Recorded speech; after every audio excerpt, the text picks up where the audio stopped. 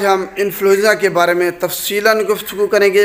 इसको हमने जनाब टॉपिक की शक्ल में डिवाइड किया हुआ है। सबसे पहले हम ये देखेंगे कि इन्फ्लुएंज़ा और फ्लू में क्या फ़र्क है। दूसरे नंबर पर हम इन्फ्लुएंज़ा की वजूहात देखेंगे कि कौन सी चीज़ इन्फ्लुएंज़ा की वजह बनती है। तीसरे नंबर पर हम इसकी अलामात देखेंगे, आखिर साइंस एंड सिम्टम कौन से होते हैं इन्फ्लुएंज़ा के। चौथे नंबर पर हम इसके फैलाव का तरीका देखेंगे कि एक इंसान से दूसरे इंसान में ये कैसे मुंतकिल होता है। पाँचवें नंबर पर हम जनाब इसकी अपने आप को इससे बचाने का तरीका देखेंगे कि हम अपने आप को इससे कैसे महफूज रख सकते हैं। और आखिर में हम इन्फ्लुएंज़ा का इलाज देखेंगे कि किस तरीके से इसका इलाज किया जाता है। तो जनाब स्टार्ट करते हैं आज का टॉपिक, इन्फ्लुएंज़ा और फ्लू में क्या फ़र्क है। जनाब आम अल्फाज में इन्फ्लुएंज़ा को फ्लू भी कहते हैं, नज़ला ज़ुकाम आम अल्फाज में है। होता ये इन्फ्लुएंज़ा है। अमूमन ये सर्दियों में ज़्यादातर ये होता है।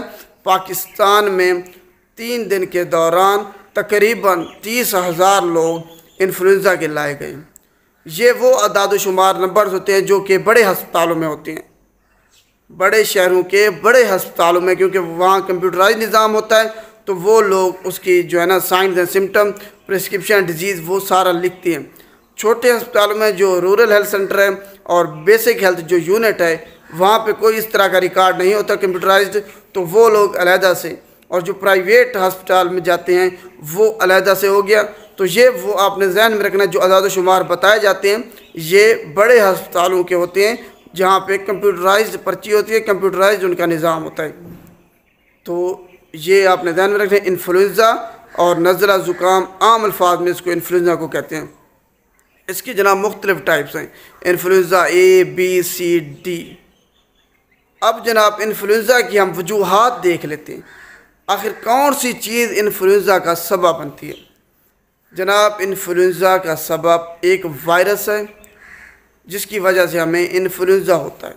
इन्फ्लुएंज़ा एक वायरस है, वायरल डिजीज़ है ये। इसकी मुख्तलिफ अक़साम हैं, influenza A, influenza B, C, D।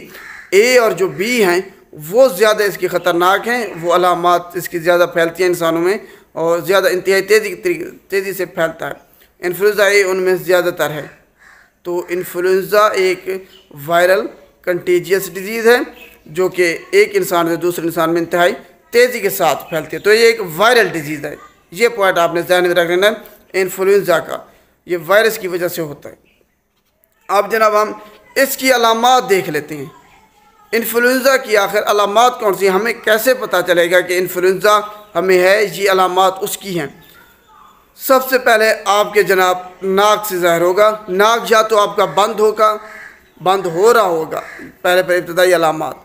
ये अचानक से नहीं होता, 1, 2, 3 हफ्ता एक पहले से स्टार्ट हो जाती है इसकी अलामत थोड़ी बहुत। तो आपका नाक या तो बंद होगा या उसमें से पानी बह रहा होगा। इसके अलावा आपको खांसी होगी जो कि बलगम के बग़ैर होगी, नॉन प्रोडक्टिव आपको कफ होगी।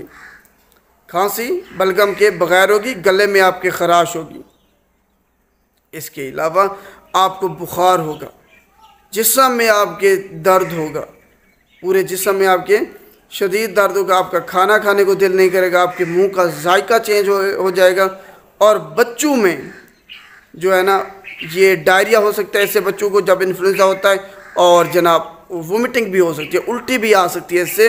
तो ये इसकी अलामात हैं इन्फ्लुएंज़ा की। और ये पेचीदा भी हो सकता है, ख़ुसूसन उन लोगों के लिए जिनको पहले से दमे की शिकायत है, हार्ट अटैक इससे हो सकता है, दिल की मुख्तलिफ बीमारियाँ इससे हो सकती हैं। इसको आपने आम नहीं समझना। नज़ला ज़ुकाम ये इन्फ्लुएंज़ा होता है, वायरल डिजीज़ है। ये रेस्पिरेटरी ट्रैक्ट का इन्फेक्शन है। गला सबसे पहले आपके जो है ना फेफड़ों को मुतासर ये कर सकता है, नमूनिया इससे हो सकता है, और जिनको दमा है वो इससे मज़ीद जो है ना मुश्किलात, उनको परेशानी हो सकती है। तो ये इन्फ्लुएंज़ा की अलामात हैं। अब जनाब हम देखते हैं कि एक इंसान से दूसरे इंसान में आखिर इन्फ्लुएंज़ा कैसे मुंतकिल होता है। जनाब ये कंटेजियस डिजीज़ है। ये खांसने से, छींकने से और इसके अलावा चीज़ों को हाथ लगाने से, अगर कोई इन्फ्लुएंज़ा का पेशेंट ने किसी चीज़ को हाथ लगाया, फ़र्ज़ करें दरवाजे को हाथ लगाया है, कीबोर्ड को हाथ लगाया है, किसी भी चीज़ को हाथ लगाया, उससे भी ये एक इंसान से दूसरे इंसान में ये बीमारी मुंतकिल हो सकती है और इंतहाई तेज़ी के साथ ये होती है। जैसे ही कोई इंसान जिसको इन्फ्लुएंजा है वो खांसता है, छींकता है, तो उसके जो ड्रॉपलेट्स हैं वो जिस इंसान के सांस में जाएंगे, जब वो सांस लेगा तो उसमें ये इन्फ्लुएंजा काज कर सकता है। तो ये इन्फ्लुएंजा इस तरीके से फैलता है, फैलाव होता है इसका। अब देखते हैं कि हम अपने आप को इन्फ्लुएंजा से कैसे महफूज रख सकते हैं। जनाब, सबसे पहले आपने मास्क पहनना है। मास्क आपने लाजमी पहनना है। अगर इन्फ्लुएंजा आपको नज़ला ज़ुकाम होता है, सीजनल होता है, मास्क आपने लाजमी पहनना है इससे बचने के लिए। दूसरे नंबर पर, भीड़ वाली जगह पे आपने इकट्ठा नहीं होना। अपने हाथों को आपने वक्तन फ़वक्तन धोते रहना है, ताकि अगर किसी इंसान को हाथ मिलाते हैं या किसी चीज़ को छूते हैं तो उससे ये बीमारी आप में मुंतकिल ना हो। भीड़ वाली जगह पे इकट्ठा नहीं होना, मास्क पहनना है और जनाब वक्तन फ़वक्तन अपने हाथों को धोते रहना है। सिर्फ यही तरीका जिनसे हम अपने आप को इससे महफूज रख सकते हैं और इसकी वैक्सीनेशन कराई जाती है महफूज रहने के लिए। हर साल जिन लोगों को होता है इन्फ्लुएंजा की वैक्सीनेशन होती है जो कि आपको महफूज रखती है। अगर इसकी एक शॉट लग जाए आपको तो जनाब 6 महीनों के लिए आप इन्फ्लुएंजा से बच जाते हैं। तो वैक्सीनेशन से भी आप अपने आप को इससे महफूज रख सकते हैं। अब जनाब हम आखिर में इसका इलाज देखेंगे। आखिर इन्फ्लुएंजा का इलाज क्या है। इन्फ्लुएंजा एक वायरल डिजीज़ थी, मैंने शुरू में बताया, तो ये वायरस की वजह से होता है, तो एंटीबायोटिक इस पर कुछ असर नहीं करेंगी। नज़ला ज़ुकाम इन्फ्लुएंजा एक वायरल डिजीज़ है, तो एंटीबायोटिक इस पर असर नहीं करेंगी।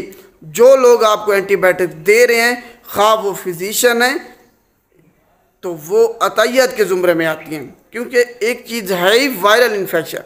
तो एंटीबायोटिक सिर्फ आपके पैसों का ज़िया है और आपकी सेहत का ज़िया है, वगरना एंटीबायोटिक्स नज़ला ज़ुकाम फ्लू में, इन्फ्लुएंजा में कुछ असर नहीं करती। आप जब लेती हैं ना, वो खुद ब खुद ऑटोमेटिकली आपका इन्फ्लुएंजा ठीक हो जाता है। तो आप समझते हैं कि एंटीबायोटिक्स का असर है, एंटीबायोटिक्स का कुछ असर नहीं होता। गले में आपकी खराश है, नाक से पानी बह रहा है, खांसी है, आपको बुखार है, तो वो खुद ब खुद ऑटोमेटिकली ठीक हो जाता है।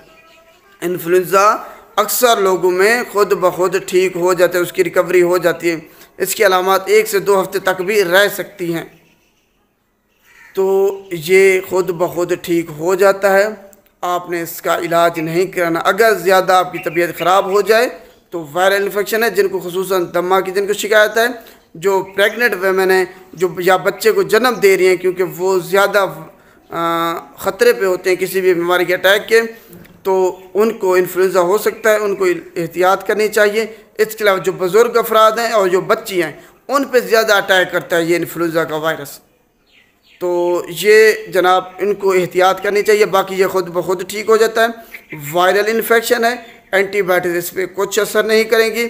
सिर्फ इसका एक इलाज है, अगर आप ज़्यादा से ज़्यादा आपने पानी इस्तेमाल करना है, आपने ज़्यादा से ज़्यादा पानी इस्तेमाल करना है, क्योंकि आपको जब बुखार होता है, जिस्म में दर्द होता है, तो पानी की कमी हो जाती है, डिहाइड्रेशन आपको होना स्टार्ट हो जाती है। तो उस पानी की कमी को पूरा करने के लिए आपको ज़्यादा से ज़्यादा पानी इस्तेमाल करना है। इसी तरीके से आप अपने आप को मेंटेन रख सकते हैं और इन्फ्लुएंजा से इलाज इसका हो सकता है। पानी ज़्यादा से ज़्यादा पिएँ, रेस्ट करें, आराम करें, बस रेस्ट करना है आपने, पानी ज़्यादा से ज़्यादा इस्तेमाल करना है। इसके अलावा बुखार को सिर्फ ख़त्म करने के लिए, जिस्म में दर्द को ख़त्म करने के लिए सिर्फ आपने मेडिसिन लेनी है। इसके अलावा कोई मेडिसिन आपने नहीं लेनी। ये वायरल इन्फेक्शन है, खुद ब खुद ठीक हो जाएगा।